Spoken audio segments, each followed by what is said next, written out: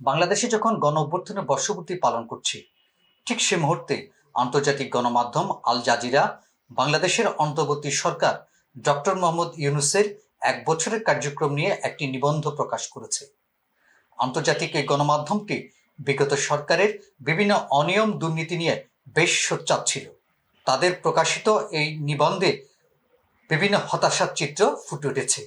এদিকে বিগত আওয়ামী লীগ সরকারের আন্তর্জাতিক আরেক সমালোচক সাংবাদিক ডেভিড বার্গম্যান ইংরেজি দৈনিক দ্য ডেইলি স্টারে বর্তমান অন্তর্বর্তী সরকারের বিরুদ্ধে মানবাধিকার লঙ্ঘন, সংস্কার কার্যক্রম, বিচার ব্যবস্থা, গণগ্রেপ্তার সহ সরকারের বিভিন্ন কার্যক্রম নিয়ে প্রশ্ন তুলেছেন। আন্তর্জাতিক এই সাংবাদিক বিগত আওয়ামী লীগ সরকারের আমলে আন্তর্জাতিক অপরাধ দমন ট্রাইব্যুনালে একটি মামলায় সাজাপ্রাপ্ত হয়েছিলেন। তিনি ওই সরকারের বিরুদ্ধে আন্তর্জাতিকভাবে জনমত গড়ে তোলার ক্ষেত্রে গুরুত্বপূর্ণ ভূমিকা পালন করেন।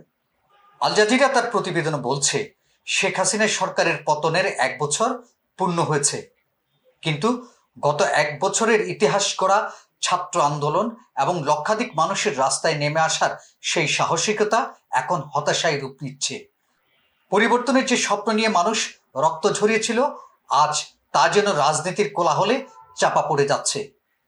তারা বলছে, 8 আগস্ট গঠিত হয় অন্তর্বর্তী সরকার, যার নেতৃত্ব দেন বাংলাদেশের একমাত্র নোবেল বিজয়ী ডক্টর মোহাম্মদ ইউনূস।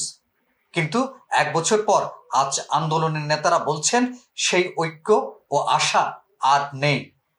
সিনথিয়া নামে এক আন্দোলনকারীর উদ্ধৃতি দিয়ে সংবাদ মাধ্যমটি বলছে, পরিবর্তনের নামে এখন রাজনীতিকরা নিজেদের ক্ষমতা সংহত করার খেলায় মেতে উঠেছে। সরকারের সংস্কার উদ্যোগের বিষয়ে বলা হয়, ডক্টর ইউনূসের অন্তর্বর্তী সরকার ন্যাশনাল কনসেনসাস কমিশন গঠন করে সব রাজনৈতিক দলের সংস্কার প্রস্তাব একত্রিত করার চেষ্টা করছে। কিন্তু দ্বিমত রয়েছে সংসদের কাঠামো, নির্বাচন পদ্ধতি ও সাংবিধানিক সংস্থাগুলোর নিয়োগ নিয়ে। বিশ্লেষকরা বলছেন, যদি রাজনৈতিক দলগুলো একমত না হতে পারে, তাহলে দেশে অস্থিতিশীলতা আরও বাড়বে। দেশের আইন শৃঙ্খলা ও মানবাধিকার পরিস্থিতি নিয়ে উদ্বেগ প্রকাশ করা হয় আল জাজিরার প্রতিবেদনে। বলা হয়, অধিকার ও হিউম্যান রাইটস সাপোর্ট সোসাইটির তথ্য অনুযায়ী এপ্রিল থেকে জুন 2025-এর মধ্যে রাজনৈতিক সহিংসতায় 72 জন নিহত হয়েছেন এবং অন্তত 1677 জন আহত হয়েছেন। পুলিশ বাহিনী এখনো 2024 সালের ক্ষত থেকে পুরোপুরি ঘুরে দাঁড়াতে পারেনি। দেশের অর্থনীতিতে কিছুটা স্থিতিশীলতা ফিরলেও বেকারত্ব ও যুক্তরাষ্ট্রের 20% শুল্ক আরোপ দেশের গার্মেন্টস খাতকে নতুন চ্যালেঞ্জে ফেলে দিয়েছে বলে ওই প্রতিবেদনে উল্লেখ করা হয়েছে। এদিকে ডেভিড বার্গম্যান, যিনি কিনা বিগত আওয়ামী লীগ সরকারের অন্যতম সমালোচক এবং দেশ বিদেশে শেখ হাসিনা সরকারের বিরুদ্ধে জনমত গঠনে গুরুত্বপূর্ণ ভূমিকা পালন করেন, তিনি ইংরেজি দৈনিক দ্য ডেইলি স্টারে বিশাল এক নিবন্ধ লিখে অন্তর্বর্তী সরকারের বিরুদ্ধে বিভিন্ন অভিযোগ তুলে ধরেন। ডেভিড বার্গম্যান তার নিবন্ধে বলেন, আশা ছিল একটি নতুন ন্যায়ভিত্তিক বাংলাদেশ গড়ে উঠবে, কিন্তু আজ 1 বছর পর দেখা যাচ্ছে সেই পরিবর্তন কোথায় যেন হারিয়ে গেছে। বরং যারা এক সময় অন্যায় শিকার ছিলেন, তারাই যেন আজ ক্ষমতার চেয়ারে বসে নীরব থেকে সেই একই অন্যায়কে প্রশ্রয় দিচ্ছেন। 2024 সালের 1 জুলাই যখন দেশ জুড়ে ছাত্ররা রাস্তায়, তখন ডক্টর মোহাম্মদ ইউনূস ছিলেন কারাবরণের দ্বার প্রান্তে। গ্রামীণ টেলিকমে শ্রম আইন লঙ্ঘনের অভিযোগে তার 6 মাসের সাজা হয়, যদিও এই অভিযোগ ছিল প্রযুক্তিগত, ক্ষতির কোনো নজির ছিল না। এরপর দুর্নীতির আরেক মামলায়ও তার বিরুদ্ধে ভিত্তিহীন অভিযোগ আনা হয়। দুটি মামলাতেই জামিন থাকায় তিনি জেল এড়াতে সক্ষম হন। এই মামলাগুলো রাজনৈতিক উদ্দেশ্য প্রণোদিত ছিল বলে বিশ্লেষকরা মনে করেন, কিন্তু আজ তিনি নিজেই সরকার প্রধান হয়ে এমন অনেকের উপর চাপাচ্ছেন, একই রকম রাজনৈতিক হয়রানির এমন অভিযোগ উঠে এসেছে। ডেভিড বার্গম্যান বলেন, 2013 ও 2022 সালে আদিলুর রহমান খানকে গ্রেপ্তার করা হয় রাষ্ট্রবিরোধী কার্যকলাপ ও ভুল তথ্য প্রকাশের অভিযোগে। অধিকারের প্রতিবেদন নিয়ে বিতর্ক থাকলেও তা প্রমাণিত হয়। মাত্র 6টি মৃত্যুর তথ্য ছিল ভিন্ন, যেখানে 61 জন নিহত হয়েছিলেন হেফাজতের ঘটনায়। আদালতের রায়ে তিনি কারাবরণ করেন, তবে জামিন পান।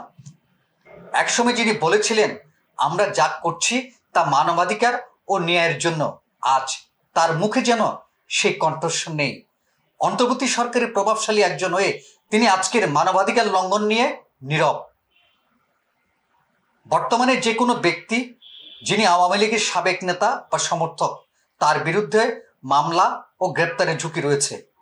আইসিটি বিডি ব্যতীত বাকি শত শত মামলা খুন বা হত্যা চেষ্টার অভিযোগে দায়ের করা হলো, তার পেছনে কোনো প্রমাণ নেই, জামিন মিলছে না, কারণ রাষ্ট্রের আইন কর্মকর্তারা আদালতে বিরোধিতা করছেন।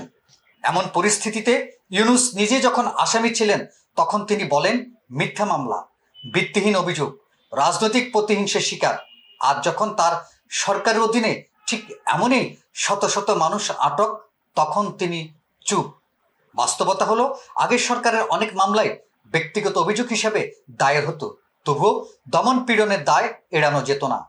তাহলে আজ কেন সেই একই প্রক্রিয়াকে বিচারিক স্বাধীনতা বলে চুপ থাকা হচ্ছে?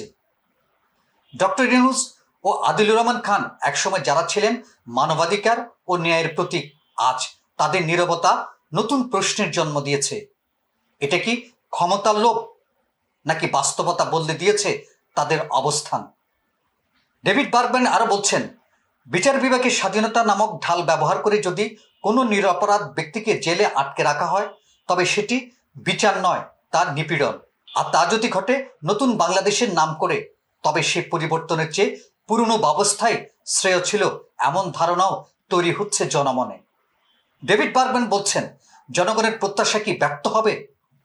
1 বছর আগে যারা বলেছিলেন আমার হাত গেছে তবু দেশের জন্য জীবন দেব, তাদের স্বপ্ন কি আজ ভেঙে যাচ্ছে? ডেভিড বার্গম্যানের ভাষায়, যদি বর্তমান সরকার সত্যি নতুন বাংলাদেশ গড়তে চায়, তাহলে কেবল প্রতীকী সংস্কার নয়, প্রকৃত ন্যায় বিচার প্রতিষ্ঠা করতে হবে। আর যদি না পারে, তাহলে ইতিহাস একে দেখবে আরেকটি সুযোগ হারানোর সময় হিসাবে। আজ এ পর্যন্ত, আগামীতে কথা হবে অন্য কোনো বিষয় নিয়ে। সে পর্যন্ত ভালো থাকুন, সুস্থ থাকুন।